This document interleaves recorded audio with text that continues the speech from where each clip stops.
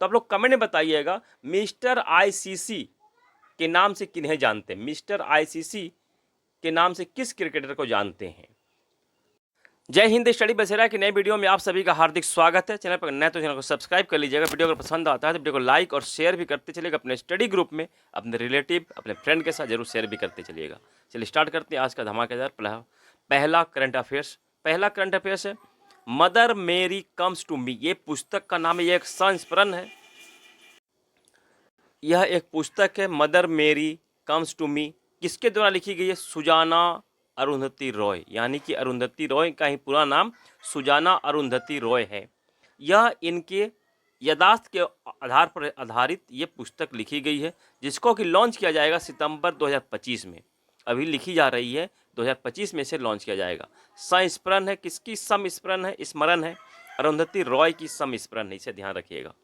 अरुंधति रॉय कौन है? ये नर्मदा बचाओ आंदोलन से इनका संबंध भी है और ये बुकर पुरस्कार प्राप्त करने वाली पहली भारतीय महिला है। तो बुकर पुरस्कार किस पुस्तक के लिए मिला था?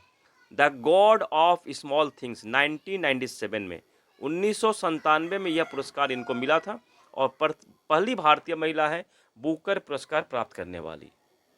इनकी दूसरी पुस्तक है जिसके प्राइज मिला आज़ादी। इनकी पुस्तक का नाम है आज़ादी। पुस्तक के लिए इन्हें 45वां यूरोपियन एस्से पुरस्कार यानी कि निबंध पुरस्कार, यूरोपियन निबंध पुरस्कार इन्हें मिला था।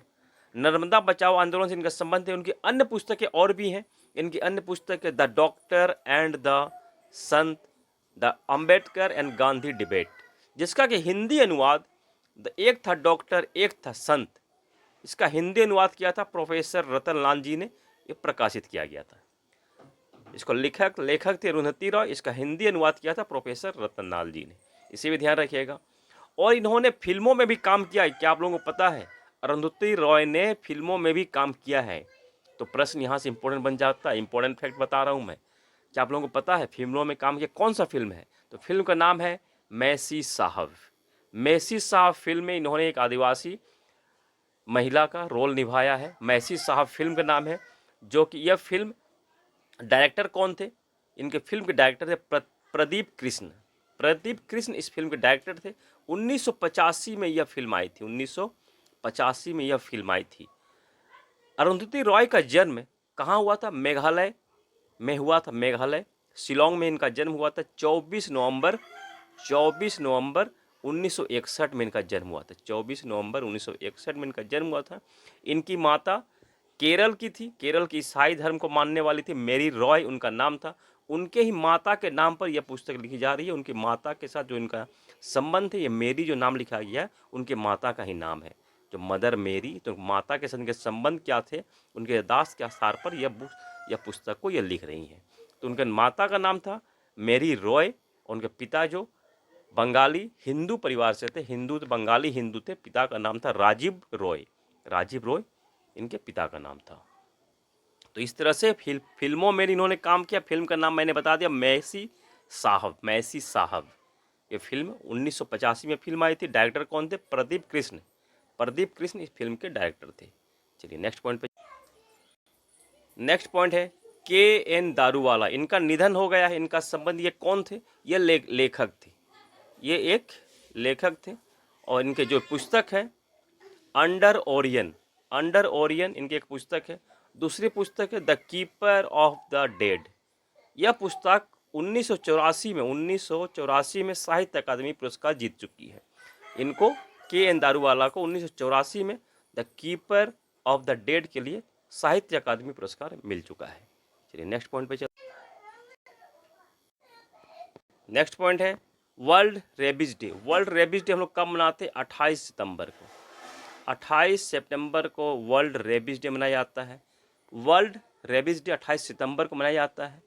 रेबीज एक वायरस जनित बीमारी है। कौन से वायरस से होता है? रेबिडो वायरस। रेबिडो वायरस से होता है। यह तंत्रिका तंत्र और ब्रेन को प्रभावित करता है। कुत्तों, विशेषकर कुत्तों, बंदर, चमगादड़ यानी संक्रमित जानवर के काटने से यह बीमारी होती है। यह तंत्रिका तंत्र को और हमारे ब्रेन को प्रभावित करता है। सबसे पहले जो रेबीज का टीका बनाया गया था, वैक्सीन बनाया गया था, लुईस पास्चर ने बनाया था। लुईस पास्चर ने सबसे पहला रेबीज वैक्सीन बनाया था और इनकी जो मृत्यु हुई थी 28 सितंबर 1895 में। 28 सितंबर 1895 में हुई थी। इसी दिन को याद करते हुए हम लोग 28 सितंबर को वर्ल्ड रेबीज डे मनाते हैं 28 सितंबर को। तो इसे भी ध्यान रखना, क्यों मनाते हैं, कब मनाते हैं, इसे भी मैंने बता दिया यहाँ डिटेल। हम लोगों ने देखा 28 सितंबर को वर्ल्ड रेबीज डे मनाते हैं, तो सितंबर महीने के जितने हम लोगों ने अभ्यास किया है, जो दिवस है सितंबर महीने के, उसको एक बार यहाँ हम लोग अभ्यास कर लेते हैं। एक एक पॉइंट को सभी को एक जगह मैंने करेक्ट करके लाया है। 1 सितंबर को LIC स्थापना दिवस, 1 से 7 सितंबर यानी कि पहले सप्ताह, सितंबर का पहला सप्ताह में राष्ट्रीय पोषण सप्ताह दिवस, और सितंबर महीने को राष्ट्रीय पोषण महीना दिवस मनाया जाता है। 2 सितंबर को विश्व नारियल दिवस, 5 सितंबर को राष्ट्रीय शिक्षक दिवस और इंटरनेशनल डे ऑफ चैरिटी भी मनाया जाता है। 7 सितंबर को स्वच्छ वायु दिवस या अंतर्राष्ट्रीय स्वच्छ वायु नील गगन दिवस और अंतर्राष्ट्रीय पुलिस सहयोग दिवस, ये तीनों ही मनाए जाते हैं 7 सितंबर को। तीनों ही मनाए जाते हैं 7 सितंबर को। सितंबर का पहला शनिवार को अंतर्राष्ट्रीय गिद्ध जागरूकता दिवस मनाया जाता है। 8 सितंबर को अंतर्राष्ट्रीय साक्षरता दिवस, विश्व फिजियोथेरेपी दिवस या फिर विश्व भौतिक चिकित्सा दिवस मनाया जाता है 8 सितंबर को। 9 सितंबर को हिमालय दिवस, विश्व इलेक्ट्रिक वाहन दिवस। 10 सितंबर को विश्व आत्महत्या रोकथाम दिवस या निवारण दिवस, दोनों ही कहते हैं, तो 9 ये मनाया जाता है 10 सितंबर को। 11 सितंबर को राष्ट्रीय वन शहीद दिवस, 14 सितंबर को राष्ट्रीय हिंदी दिवस, 15 सितंबर को राष्ट्रीय अभियंता दिवस और राष्ट्रीय लोकतंत्र दिवस भी, अंतर्राष्ट्रीय लोकतंत्र दिवस भी मनाया जाता है 15 सितंबर को। 16 सितंबर को विश्व ओजोन दिवस, 18 सितंबर को विश्व बांस दिवस यानी कि वर्ल्ड बम्बू डे मनाया जाता है 18 सितंबर को। 21 सितंबर को अंतर्राष्ट्रीय शांति दिवस, विश्व अल्जाइमर दिवस, दोनों ही दिवस 21 सितंबर को मनाए जाते हैं। सितंबर महीने के तीसरे शनिवार को अंतर्राष्ट्रीय रेड पांडा दिवस मनाया जाता है। 22 सितंबर को विश्व गेंडा दिवस मनाया जाता है। 23 सितंबर को अंतर्राष्ट्रीय सांकेतिक भाषा दिवस, 25 सितंबर को अंत्योदय दिवस, 26 सितंबर को विश्व पर्यावरण एवं स्वास्थ्य दिवस और 28 सितंबर को हम लोग पढ़ा विश्व रेबीज दिवस मनाया जाता है। तो सितंबर महीने के कंप्लीट सभी दिवस को हम लोगों ने यहाँ पढ़ लिया है, अभ्यास कर लिया है। इसे ठीक से आप लोग नोट डाउन कर लीजिएगा। चलिए नेक्स्ट पॉइंट पे चलते हैं। नेक्स्ट पॉइंट है ड्वेन ब्रेवो एक क्रिकेटर है। इन्होंने क्रिकेट के सभी फॉर्मेट से संन्यास ले लिया है। तो किस देश के क्रिकेटर हैं? वेस्ट इंडीज के क्रिकेटर, इन्होंने सभी फॉर्मेटों से संन्यास ले लिया है। तो इसके साथ से हम लोग रिवाइज कर लेते हैं। हम लोगों ने पहले ही पढ़ा है कि कौन कौन से प्लेयर हैं, कौन कौन से खिलाड़ी हैं, किस फील्ड से इन्होंने रिटायर्ड ले लिया है। तो शिखर धवन, दिनेश कार्तिक, केदार जाधव, ये सभी क्रिकेट से संबंध है। ये भारत के प्लेयर हैं। इन्होंने क्रिकेट के सभी फॉर्मेट से संन्यास ले लिया है। तो आप लोग कमेंट में बताइएगा मिस्टर आईसीसी के नाम से किन्हें जानते हैं? मिस्टर आईसीसी के नाम से किस क्रिकेटर को जानते हैं? चलिए, सुनील छेत्री भी संन्यास ले लिया, ये फुटबॉल प्लेयर है। रोहन बोपन्ना सबसे उम्रदराज ग्रैंड स्लैम जीतने वाले प्लेयर हैं। इन्होंने, ये टेनिस प्लेयर है, इन्होंने भी रिटायर ले लिया है, संन्यास ग्रहण कर लिया है। PR Sreejesh India hockey team के गोलकीपर थे, पीआर श्रीजेश, इन्होंने भी संन्यास ले लिया। इनकी जर्सी का नंबर जो 16 नंबर, इनके जर्सी का नंबर 16 है, इनके जर्सी नंबर को भी रिटायर कर दिया गया है।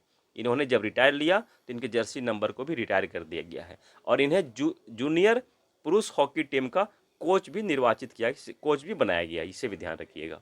विनेश फोगाट महिला रेसलर है विनेश फोगाट, इन्होंने भी पेरिस ओलंपिक के बाद रेसलिंग से संन्यास ले लिया है। B Sai Praneeth badminton player है, इन्होंने भी संन्यास ले लिया है। तो संबंध या संन्यास ले लिया, ये तो मैंने बता दिया। ये भी ध्यान रखिएगा कौन सा प्लेयर किस फील्ड से, किस खेल से संबंध है। प्रश्न वहाँ इस तरह से ही बन सकता है कि बी साई प्रणीत का संबंध किस खेल से है, जिन्होंने संन्यास ले लिया है। प्रश्न इस तरह से भी बन सकता है। चलिए नेक्स्ट पॉइंट पे चलते हैं। चलिए नेक्स्ट है शशि थरूर को संसद की विदेश मामलों की समिति के अध्यक्ष बनाए गए हैं शशि थरूर जो कि कांग्रेस के नेता हैं और केरल के त्रिवेंद्रम से सांसद हैं। इनको बनाया गया है विदेश मामलों की समिति के अध्यक्ष। उसी तरह से वित्त समिति के अध्यक्ष बनाए गए भर्तृहरि महताब, रक्षा समिति के अध्यक्ष बनाए गए राधा मोहन सिंह और स्वास्थ्य समिति के अध्यक्ष बनाए गए हैं राम गोपाल यादव। ये इंपॉर्टेंट फैक्ट्स था, इसे भी ध्यान रखिएगा। इंपॉर्टेंट समितियाँ उनके बारे में मैंने यहाँ बता दिया है। चलिए नेक्स्ट पॉइंट पे चलते हैं।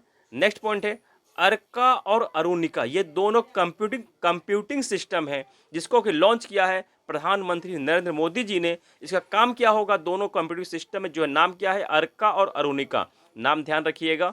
इनका काम क्या होगा, इन दोनों कंप्यूटिंग सिस्टम का मौसम के बारे में पूर्व अनुमान लगाने का काम होगा इन कंप्यूटिंग सिस्टम का, जिसका कि उद्घाटन प्रधानमंत्री नरेंद्र मोदी जी द्वारा किया गया है। मौसम की जानकारी पूर्व अनुमान लगाया जाएगा।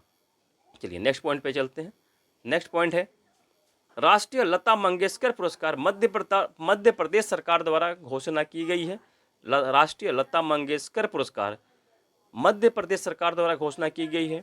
इनमें 2023 के लिए दिया गया है 2023 के लिए दिया गया है कृष्णन नायर शांता कुमारी चित्रा, यानी कि KS चित्रा। इनका शॉर्ट फॉर्म क्या होता है, KS चित्रा। ये एक सिंगर हैं KS चित्रा। इनको 2023 का राष्ट्रीय लता मंगेशकर पुरस्कार प्रदान किया गया है और 2022 के लिए उत्तम सिंह को 2022 के लिए राष्ट्रीय लता मंगेशकर पुरस्कार प्रदान किया गया है।